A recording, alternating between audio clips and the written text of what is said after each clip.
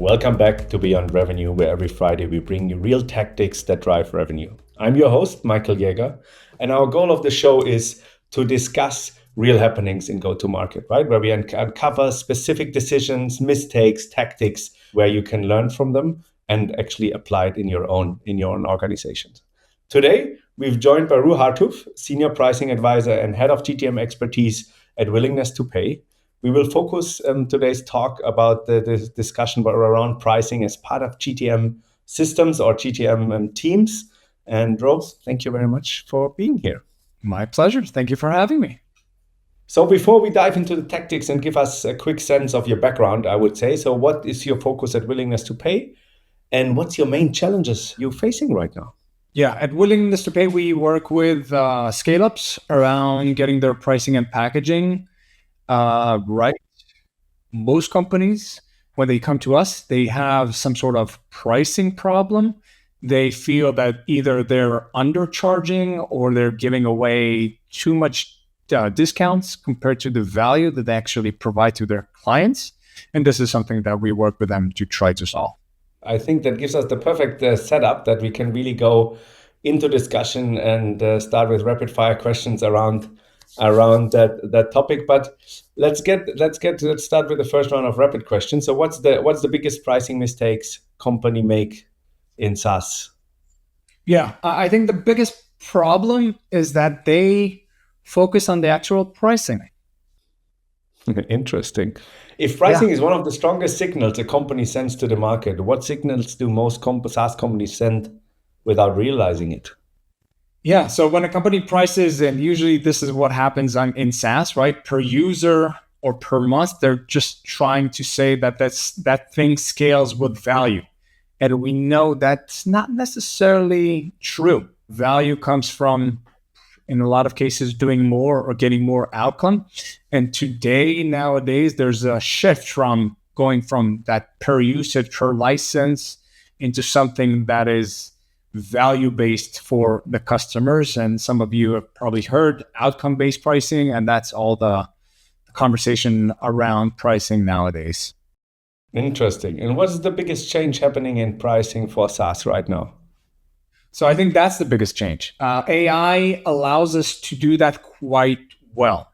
So we all know, and we've all experienced that AI, unlike SaaS, comes at a cost, right? SaaS, serving the next customer is literally zero, right? There's some compute and maybe storage, but the cost there is marginal. It's practically zero. However, we do know that when we add AI into the mix, there's cost associated to that. And numbers there, and again, this is preliminary numbers, I think we're all learning in the market. SaaS margins, 80, 90%, whereas AI products, it's more around 50%. Interesting. And with that requires us to move from that seat-based into outcome or usage-based type of pricing mechanism. And that's the biggest change that is happening. Everybody's around that. Fair enough. Now let's dive into your first tactic. So something that really worked well for you. The question is around, tell us about the tactics and approach that actually worked particularly well. And explain a little bit why, what is it, and what made the difference? The first part, I would like to connect back to the biggest mistake, that pricing is not important, that I said, and we need to explain that. So what I mean by that, how you charge is more important than how much you charge. So the actual structure, which is called the packaging part of your offering, is more important than the actual price. Think about this. How I bundle and package my products, the features, the functionality into different packaging is more important than if it costs 10 euros or 12 euros. If we package it correctly, that has a bigger impact on the sales velocity, on the actual ACV, and how the customers perceive the value that you offer them. And if we also bundle that around the customer's value or jobs to be done. And by jobs to be done I mean, but what are their challenges and what do they actually need to achieve using your platform? The entire sales process, the renewal process becomes much easier because you're moving away from the classical good, better, best kind of packages, which you bundle based on features. So let's use, most of our clients are using these features. So this is the good package. The better is another 30% of our customers want the more advanced, and the most unique AI advanced feature I'll put under the most advanced tier. And that usually creates friction in the sales process because why is this feature here and that function over there? But if we build the packages around the customer's job to be done, then all of a sudden, the conversation, the sales process is, what do you need to achieve? What are your problems? Hey, this is the bundle that will help you achieve or address those problems. The entire sales conversation is much easier. The customer knows exactly what they need to buy based on the value proposition. And that is, I believe, more important than whether that bundle is 10 euros or 12 euros, because the velocity gets better. The renewal is much easier. So I think that's the biggest thing that I see right now. And that's the tactic that we tend to focus on. Right. I really like it, because it creates, right? We're always trying to connect the real pain of the customer to the solution to it, right? So am I always saying, look, most companies using a demo to show the product, and we use a demo to solve the problem, right, and build the case. And I think if you build it up already in your packaging, there's no way around it, right? That you do proper pain and discovery analysis and then connect it to value. I really like it. Great insight. I think that's very actionable, and I think that can be very helpful if you redesign your pricing. And we see that, to be honest, quite often at the moment, that companies, on the one side, they have to redesign based on your comment right around AI. On the other side, they want to redesign in order to have be more effective. Share with us and maybe another example where you say, look, that's a tactic that we applied and it really worked. Yeah. So now I want to zoom out and maybe talk about a tactic that is coming from my general go-to-market advisory experience. And that thing is called system thinking. System thinking basically takes the approach is that we are operating very complex systems. And the go-to-market is a system. You have different components that all need to work together in order to achieve an outcome. Our outcome, of course, is revenue and recurring revenue. And we now need to start looking at that as a system. And every system under system thinking has an input, a process, and an output. And we can look at the entire customer journey as different systems. So the marketing system, the demand generation system has inputs, maybe website visitors, and the output is marketing qualified leads. And then it goes to maybe the BDR team or the sales team. That is also a system. And the BDRs hand it over to the sales team, and the sales team close. The outcome of the sales team is revenue, and then they pass it over to the customer success team. And when you have that, you could start looking at that as a complete system rather than different siloed organization or departments within our company. So looking at that, bringing everybody to the table and looking at it as a comprehensive system allows us to actually improve the entire efficiency of the system. I really like it. I think we're speaking very much the same language, right? We're always trying to make the picture and saying, look, go-to-market is like a production factory, right? So we have different roles along the factory, but it's one output, and it's not 3 or 4 outputs where we hope then to drive it over the street and bring it to the next one, right? And I think that goes in the same analogy, because especially now the things are so fast, right? Data is available, decisions are taken fast.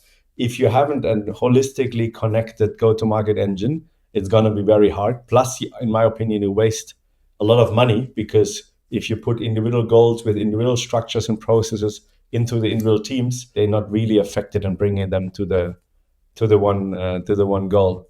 Really like that. I think that's important.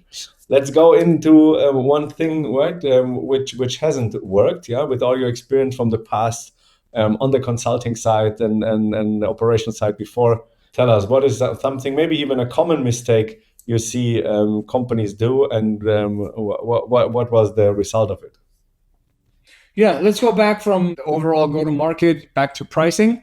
So price increases that are done in isolation. Right now, I'm advising a company, or just had a conversation yesterday with a company. They came to us. They tried to do a price increase in October of last year.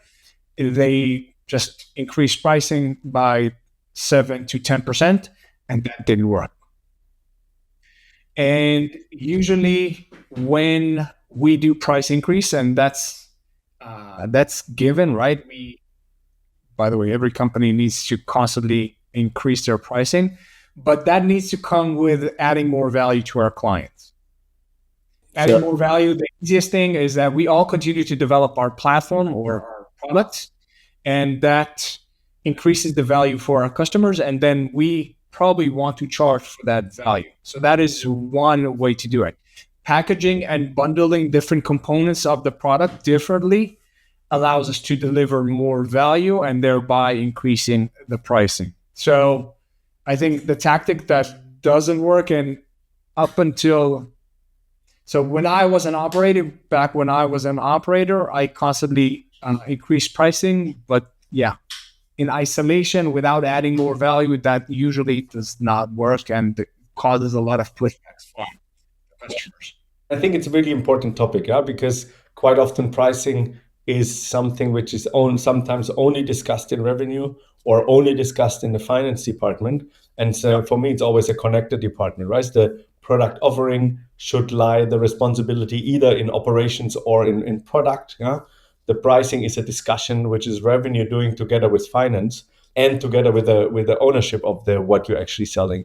And I think only if you can connect it, and I really like it, in isolation it doesn't work, but in a value drive, when you connect it and really bring value, then it really works. I think that's a very valuable learning. But let's summarize our learnings today, right? So tactics number one was rather structure your pricing in packages around value you bring to your clients instead of structuring it good, better, best, because this will not only help you to show or connect your product with the things you solve with the client, but it will help you to optimize your sales conversations. The second topic is you need to think go-to-market as a system which is connected throughout all functions. So it really connects marketing, sales, customer success, and service into one connected system, because that's the only way we can work towards one goal and work efficiently or operate efficiently in go-to-market. And the third tactic which didn't work was seeing pricing in isolation. Working on it on a silo instead of connecting pricing to value and thinking it holistically again to show the clients, hey, we increased price, but we have increased your value, and that's how you connect it. Roee, anything to add here? Yeah, maybe to your last point, when you think of it, nobody owns pricing. And at the same time, everybody owns pricing. How you summarize that? We need to bring everybody to the table in order to make those pricing changes, pricing decisions. And that's the proper way to improve your pricing and packaging. Fair, really like it. Roee, before we close the show, where can people follow you? Do they find you on LinkedIn? Is there a better way to connect with you? Yeah, LinkedIn is probably the best channel. I post quite often, sharing from my experiences and thoughts. Some people seem to like it, so yeah, that's the best channel. Yeah, I think we will connect it in the show notes. So that's it for today's episode of Beyond Revenue. Thank you again for Roee Hartuv, Senior Pricing Advisor and Head of GTM Expertise at Willingness to Pay, for joining us and sharing your expertise. If you like the episode, share it with someone who benefit. Leave us a comment or a review. New episode drops every Friday with real tactics, real lessons, and no fluff. I'm Michael Jäger, your host, and see you next week.